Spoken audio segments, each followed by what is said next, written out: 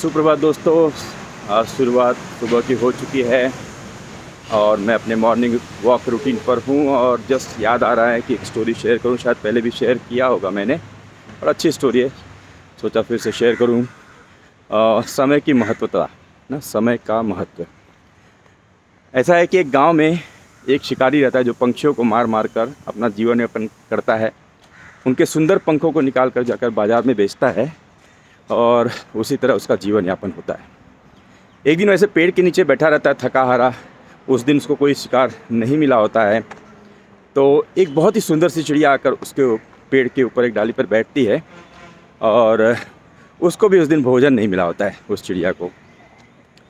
तो दोनों आपस में गुफ्तगू करने लगते हैं और एक डील करते हैं कि शिकारी बोलता है कि देखो, तुम्हें बार बार उड़ना पड़ता है, मेहनत करनी पड़ती है, मुझे भी इतना दौड़ना पड़ता है। हम लोग एक डील करते हैं ना, आप मुझे रोज़ अपना एक पंख दो और मैं तुम्हें रोज़ एक खाने के लिए दूंगा।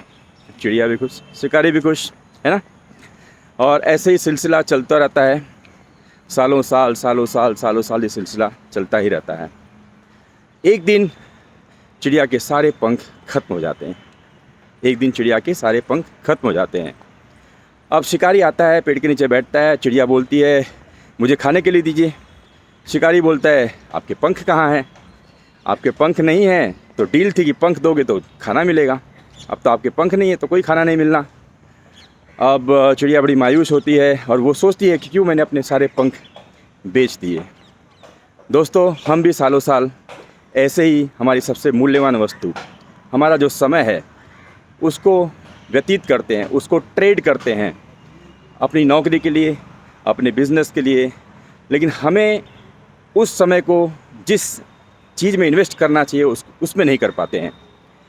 और जब हमें इस बात का एहसास होता है सालों साल बाद कि मैं इतने सालों तक क्या कर रहा था, और उस समय एक एज 40, 55, 56, 60 में कोशिश करते यार अब तो मन की करेंगे, लेकिन उस समय तो आपके पास समय ही नहीं होता है, उस समय आपके पास एनर्जी ही नहीं होता है। आप तो अपना सारा समय, जो मूल्यवान समय था, बेच चुके होते हैं।